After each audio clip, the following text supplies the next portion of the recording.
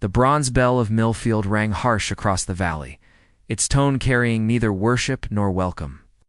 Instead, it summoned the townsfolk to witness retribution in the dusty heart of their settlement.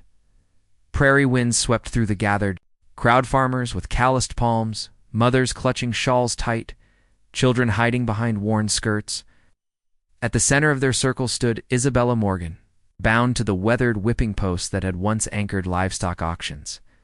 Hemp rope bit into her sun-darkened wrists. Her faded blue dress hung loose on her frame, auburn locks falling wild across her shoulders. Yet her spine remained straight, eyes defiant. No pleading escaped her lips. Magistrate Samuel Cross stepped forward, his charcoal coat billowing like storm clouds. Parchment crackled in his weathered grip as his voice boomed across the assembled crowd. For days past, he proclaimed, this woman returned to our soil bearing neither explanation nor remorse. His finger stabbed toward Isabella. She is the widow of Marcus Morgan, lieutenant to the Crimson Creek Gang, the same outlaws who bled our community dry, torched our granary, and left for good men dead. Angry murmurs rippled through the gathering. Isabella stood motionless, her expression unreadable. Last Tuesday, Cross continued, Vincent Kane, the butcher of Crimson Creek, is discovered deceased in Serpent's Canyon. Beside his corpse lay stolen property deeds and a blood-stained ledger. One name appeared circled in scarlet ink, Isabella Rose Morgan. Gasps echoed. Someone spat in the dirt. A voice shrieked. She brought destruction upon us all. Another shouted, back! She survived when honest folk perished, then vanished for 4 long years. Isabella's voice cut through the chaos like a blade. You were not present. The words quieted the mob, if only momentarily. Cross sneered. No, but we interred the deceased. We bear the wounds. Now you return, expecting absolution in your gaze. I anticipated nothing, Isabella replied steadily. Excellent, he snapped, 'cause nothing shall you receive. Turned to address the crowd. No evidence exists that she ever opposed the gang. No indication of regret. The ledger proves her complicity. She was no innocent bystander, she was one of them. String her up like the rest, someone bellowed. They only spared her because she belonged to them. A stone struck the earth near her boots. Cross raised his hand. She shall remain bound. Until dusk. Let all witness the face of treachery. Another rock landed closer. Young boy pushed forward, perhaps 8 years old, dirt streaking his cheeks, a jagged stone trembling in his small fist. He raised it high. Isabella never flinched. His arm drew back to throw halt. The command cracked like lightning. Every head turned. From the blacksmith's shadows emerged a figure. Dust coated his worn boots. A sweat-stained hat concealed his features. She is my bride, he declared. The bell fell silent. Magistrate Cross blinked hard. What did you say? The man approached slowly but surely, the crowd parting before his quiet authority. Isabella's breath caught. He stopped 10 paces from the post. She is my bride, he repeated. And she will not stand here abandoned. Gasps and whispers erupted. Woman pressed her hand to her chest. Identify yourself, Cross demanded. The stranger lifted his hat. Sunlight revealed his face, triggering more gasps. Thomas Wade, the stable keeper, silent one, the man nobody noticed twice. Isabella stared stunned. Thomas looked only at the magistrate. I wed her before Crimson Creek fell. This transpired. Whatever Marcus was, Isabella is not him. She never was. Cross narrowed his eyes. You claim legal matrimony? I do. No one heard of such union. He always maintained discretion. Truth never held weight here, Thomas said. Only fear. Cross turned to Isabella. Her posture remained unchanged, but her eyes showed less defiance now, more searching. The boy with the stone lowered his arm. The crowd held its breath. For the first time since the bell began tolling, the square fell quiet. Chapter 2. The Marriage Test. Dust still swirled when Magistrate Cross stepped down from his wooden platform, his boots striking earth with purpose. His gaze locked onto Thomas Wade like he sought to burn holes through him. You claim she is your bride? Cross asked. Thomas nodded. That is correct. Murmurs rolled through the crowd. Someone cursed. Another laughed bitterly. You expect us to? Believe a stable keeper married the widow of Marcus Morgan? Cross sneered. A woman connected to the second in command of the bloodiest gang this territory has witnessed? Thomas held his gaze. I expect you to uphold the law. Cross's lip twitched. We were wed before Crimson Creek fell, Thomas continued, before Morgan died, before Isabella's name carried any stigma. She abandoned that existence. I offered her a new one. A man shouted from the back. He's fabricating lies. She disappeared for years. She departed after the smoke cleared, Thomas replied evenly. Do not fault her. The world showed her no compassion. Look to Isabella, standing beside Thomas, arms still crimson from the rope. Well, Miss Isabella, he said, voice acidic. Is that the truth? She glanced at Thomas, then at the crowd. Her voice came quiet, hollow. I no longer understand what truth means, but he's the first person to call me anything but cursed since I returned. Cross turned to his deputy. Retrieve the records. The deputy ran into the courthouse, returning with a weathered tome. Cross flipped through it. No license? No documentation? There wouldn't be, Thomas said. We made vows before the Almighty, not the courthouse. You understand? Cross said, tapping the book. By this township's charter, unregistered unions hold no validity. Thomas didn't flinch.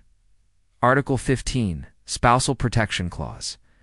A husband may seek immunity for his wife from criminal charges if the union predates the accusation. Cross squinted. You study the law? I study everything I can find. Figured it. Might save someone eventually. The crowd stirred. Thomas weighed, the quiet horse tender, quoting statutes like a trained lawyer. Cross rubbed his temple, sighing. 7 days, that's your allowance. Live as man and wife under observation. If your story crumbles, if the marriage proves false, you both hang. Thomas nodded. Understood. Cross waved to the deputy. Cut her free. But Thomas stepped forward first. He untied Isabella himself, his touch gentler than expected. The rope fell. She rubbed her wrists but didn't look at him. He offered his hand. She ignored it and walked away independently. The crowd parted slowly, confused and unsettled. Some still muttered curses, others stared with wary silence. Thomas and Isabella walked side by side until they reached the shade of the mercantile. Isabella stopped and turned to him. What in blazes was that? A stay of execution, Thomas said simply. You told them we were married. I did, but we're not. We could have been. Her eyes narrowed. You think this is some jest? No, Thomas said softly. I think this is the only chance you were ever going to get. They needed someone to blame. You came back at the wrong time. You were going to hang. Isabella, you don't know me. I know enough. She folded her arms. Why would you risk yourself for me? Why now? Thomas looked out toward the square, the dust where the crowd had stood. Because I watched you fall once and I never answered for. That, not once. Isabella's mouth opened, but she said nothing. Thomas pulled his hat lower. We've got 7 days. You can despise me for all of them. Just stay alive long enough to decide. He walked on. A moment passed before Isabella followed. Neither noticed the pair of eyes watching from the blacksmith's barn. Eyes that didn't just remember, eyes that now recognized the chapter. 3. The broken house, the cabin they were given, sat on the edge of Millfield, just beyond where the pine trees began climbing the hills.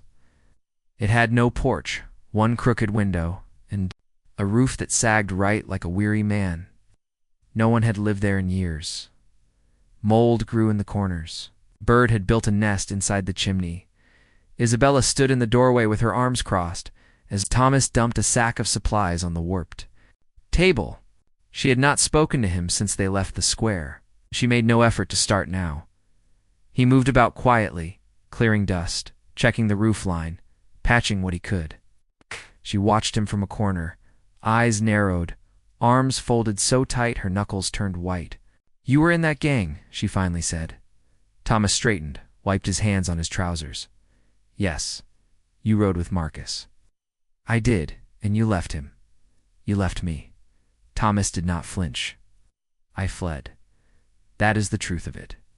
Isabella's voice dropped into something bitter. "Coward." He nodded once without protest. "You watched him die?" "I did."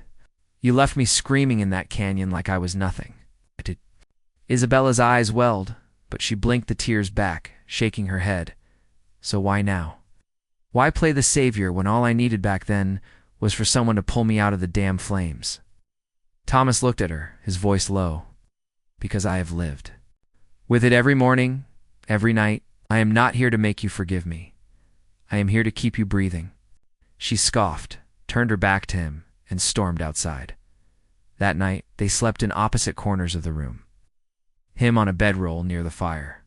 Her on a cot beneath the lone window. Neither spoke. The only sound was wind slipping through the wood slats. By morning, Thomas had already gone to the general store. When he returned, he carried planks, nails, and a sack of seeds. Isabella watched from the steps, still in her nightgown, as he repaired the front door, fixed the shutters, and dug a small patch of soil near the edge of the fence line. She said nothing when he planted them. Not until the next day did she ask, voice flat, "Why sunflowers?" He did not look up from the dirt. "You used to grow them behind Marcus's cabin. You'd talk to them when you thought no one was watching." But looked away, suddenly unable to meet his gaze. Chapter 4. The watchers each day. Thomas worked. He fixed the broken stairs, chopped wood for cooking, scrubbed the soot from the hearth. He cooked simple meals, left her the larger portions. He never asked questions, never pushed. Isabella kept her distance, watched him with suspicion. Then came the townspeople. The first to visit were the Patterson sisters. Spinsters with voices sharp as rusted saws, bearing a pie and 2 sets of narrowed eyes. They stayed for tea, asking overly polite questions. "Where do you sleep, Mrs. Wade?" asked one. Isabella held her cup tight. "By the window. I like the breeze." "And Mr. Wade?" Thomas answered, smiling slightly. "I like the fire." The sisters left, unconvinced but not hostile. Next came Mr. Hayes, the hardware man, who pretended to need Thomas's opinion on roofing nails, but spent more time looking through the window. Then the pastor's wife, offering scripture and staring at Isabella's hands, as if expecting calluses or sins. Isabella hated every second of it. But Thomas met each visitor with the same quiet patience, never once losing temper or telling her what to say. That evening, Isabella sat on the back steps, watching the light fade. Thomas approached with a tin mug of water. She took it, not looking at him. "They think this is a lie," she said. He nodded. "I know, and maybe it is." Thomas sat beside her, not too close. "Maybe, but lies don't get you sunflowers." She turned her head slowly. "You keep doing things, fixing things. For what?" "For peace," he said. "Not yours, mine." Isabella stared out across the dusk-swept field, voice almost a whisper. "I used to dream about someone coming back for me." "I should have," Thomas said. She nodded once. Yes, you should have. But she did not stand up. She stayed beside him as the sun dipped. And for the first time in 4 years, she did not feel the air was made of knives. The sunflowers had not bloomed yet, but they were there waiting. Chapter 5.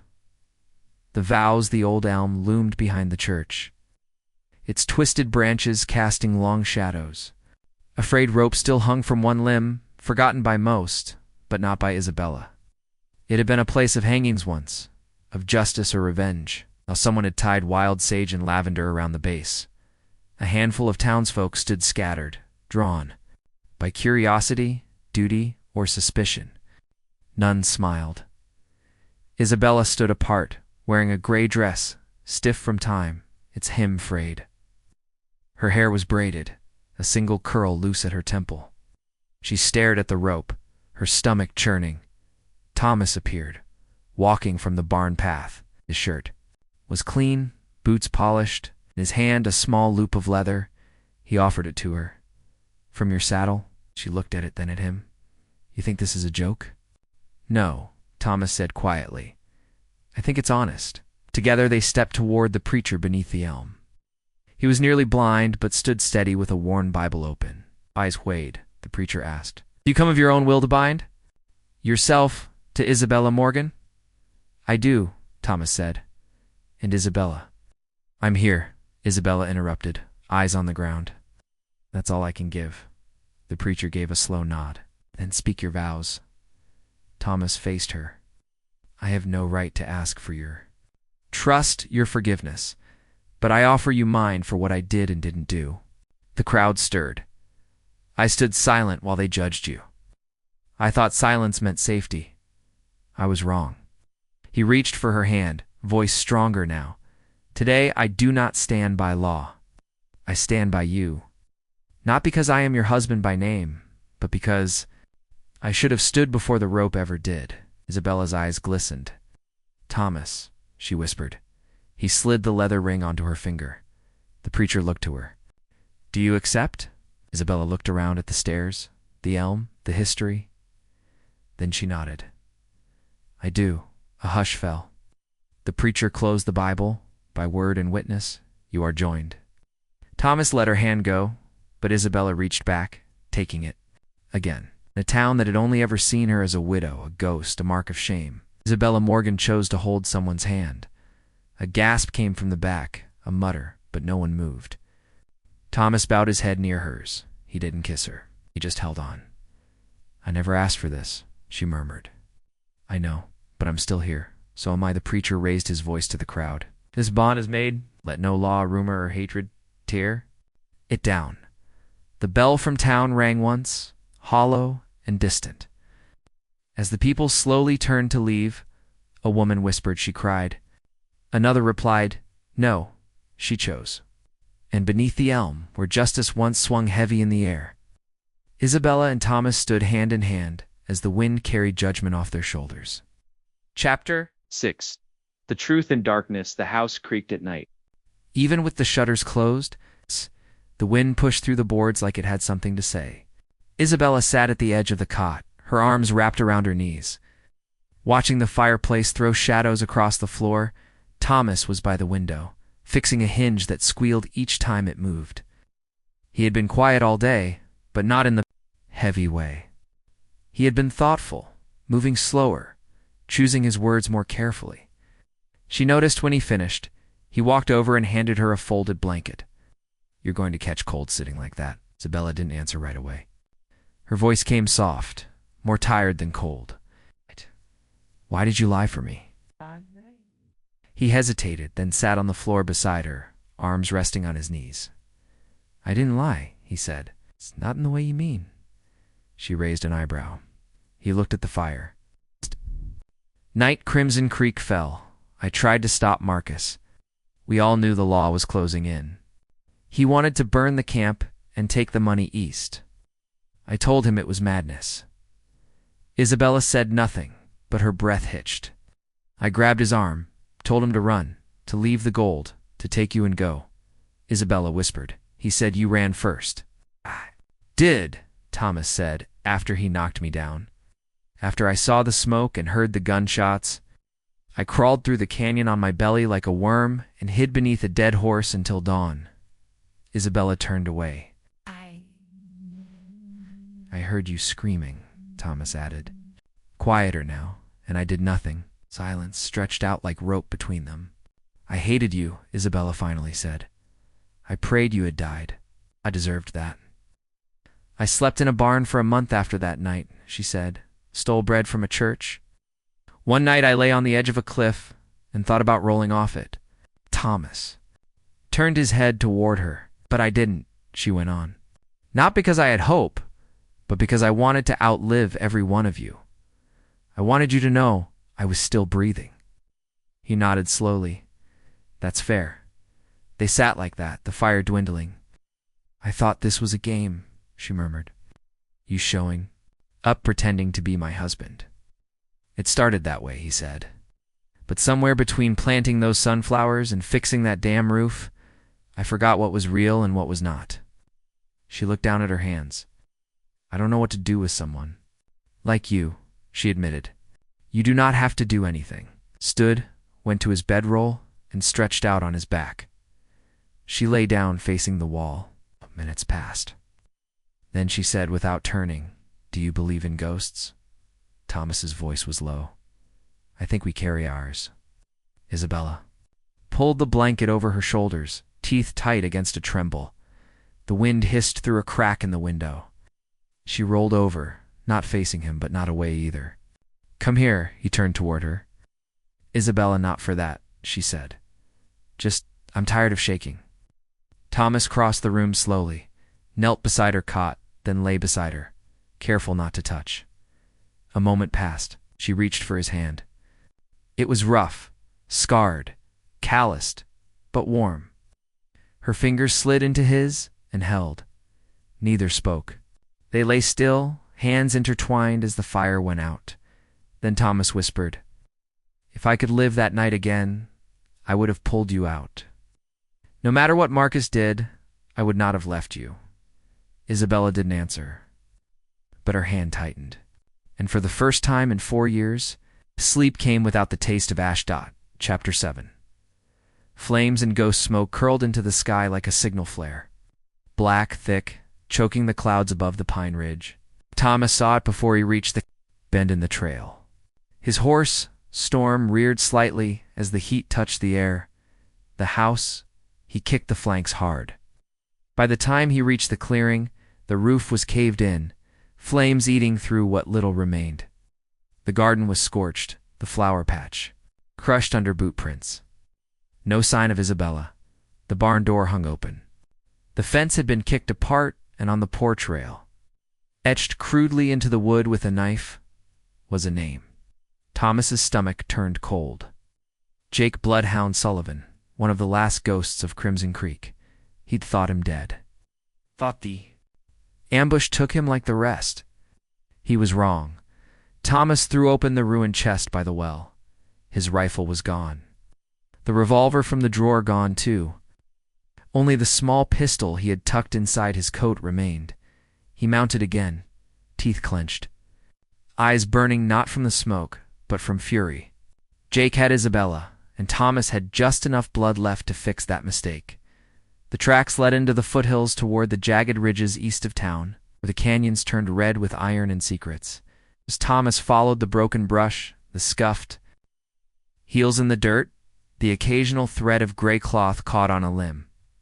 The trail narrowed into a pass flanked by a towering stone. Serpent's Canyon, fitting. He dismounted before the bend and moved on foot, pistol drawn, boots silent against the dust. The voice echoed first, gravel thick, smug. Always knew you'd crawl out of your hole, Thomas. He stepped forward slowly. Jake stood with Isabella in front of him, a pistol pressed to her ribs. She was gagged with cloth, hands tied in front. He looked the same, just older, dirtier eyes sunk deeper into his skull. His hat was the same one Thomas remembered, battered, blood-stained, too proud for a coward. You made yourself a wife out of Morgan's scraps, Jake laughed. Hell, she screams prettier than she talks. I might keep her after all. Thomas raised his gun, voice steady. Let her go. What? You going to do what you didn't do last time? Pull. A trigger? Jake moved the pistol to Isabella's temple. You owe me, he snarled. You were supposed to go down with the rest of us, but you ran and left me bleeding in the rocks. I left a murderer to die, Thomas replied. I regret nothing. Jake smirked, cocked the hammer. The shot rang out. Thomas Dove left as Jake fired. The bullet grazed his shoulder, hot and sudden, like a branding iron. He hit the dirt, rolled, fired back. Miss, the air filled with smoke and dust. Isabella dropped to her knees in the confusion. Jake turned toward Thomas, eyes wild. Thomas bled. Into his shirt, breath short, pain searing with every movement, but he stood. He did not run this time. Jake aimed again. Isabella moved. She reached into Thomas's coat pocket, the one she'd seen him check every morning before town trips. Her fingers closed around the grip of the hidden pistol. She turned. Jake noticed too late. The shot struck him square in the chest. He staggered backward, mouth open, gun falling from his hand. Blood soaked through his vest like spilled ink. He looked at Isabella in disbelief, as if the idea of her ending him was more painful than the bullet itself. Then he dropped. Isabella's hands trembled around the pistol. She stared at the body, at the blood, at the silence. Thomas limped to her, clutching his shoulder. "Isabella." She turned, eyes wide, and ran to him, catching him before he fell. "You're bleeding." "So are you," he said, nodding to her scraped wrists. "Damn woman, that was my best coat." She choked out a laugh, half sob, half breath. "You hid a gun in your coat in case someone came back to finish old sins?" She helped him down to sit against the stone wall. "I thought I'd need saving." Again, he winced, pressing cloth to his wound. "Not this time." She looked at the gun in her hand, then dropped it with a clatter. "I killed him," she whispered. "You saved us." He reached for her hand, the one that had pulled the trigger. She gave it to him. "You okay?" he asked. "No," she said. "But I will. Be." He leaned his head back, breathing hard. Isabella watched the light change in the canyon, the sun beginning to dip. "We need to get you back," she said. "Give me a minute." She rested her head gently on his good shoulder, their hands still linked. "I never wanted to be someone who had to shoot a man," she whispered. "You did not have to be," Thomas said. "Chose to be." She closed her eyes, felt the warmth of him beside her, the weight of everything they had both carried. For once, she did not feel alone. For the first time, she realized she had not just been saved. She had saved something too. Chapter 8. Recovery and Rings. The town of Millfield had not seen a man bleed so much and live. Thomas Wade had lost nearly half his blood by the time Isabella dragged him down from Serpent's Canyon, slung across the back of a borrowed mule. She walked beside him the whole way, mud to her ankles, shirt soaked in his blood, eyes like thunderclouds refusing to break. The doctor from Cedar Falls rode in the next morning, summoned by telegraph in urgency. He barked orders, stitched flesh, drained fever, poured whiskey into Thomas's mouth when water would not stay. But Thomas did not wake. Not that first day. Not the second. Isabella sat beside him, unmoving, the skin beneath her eyes darkening like bruises. She never left, not to sleep, not to eat. She watched the rise and fall of his chest like it was the only thing left tying her to the earth. On the third night, with storm clouds whispering outside, his fingers twitched. "Thomas." Her voice cracked from silence. He groaned faintly. "I'm Isabella." Leaned closer, hand on his cheek, forehead nearly touching his. "Come back," she whispered. "You do not get to save me and die." His eyes fluttered, then opened slowly, weakly, but open. He blinked against the dim light, gaze searching until it found hers. "Isabella," he rasped. She laughed, wet, broken, beautiful. "You stubborn, foolish, mule-hearted man." "Good to see you too," he murmured. She wiped her face, then cupped his hand. "In both of hers you were supposed to run?" "I did," he said. "Once, never again." She leaned in, pressing her forehead to his. "I used to be the widow of a liar," she said, voice trembling. "A man who wore a mask until the day he died." Thomas didn't speak, letting her words fall like rain. "I want to be the wife of a man who bleeds for what he believes, who stands in front of bullets and between me and every damned ghost." He smiled faintly. "You sure about that?" I snore. Isabella laughed again, soft and breathless. "Then I will learn to sleep through thunder." She pulled something from her pocket, a small box wrapped in cloth. Inside, resting on worn velvet, was a simple silver ring. Its band was rough but strong, shaped with a silversmith's care. Thomas stared at it. "Did not steal it," she said. "It was forged by old Pete the blacksmith. Said it was the least the town could do. Said he was wrong about us." Thomas looked at her with wide, tear-glazed eyes. "Is this you asking me?" She shook her head. "No." Then she stood, This is me asking you again, for real, while you are half dead, still ugly, and twice as heavy with regret." He chuckled through the pain, then winced. "Isabella Morgan, no, Isabella.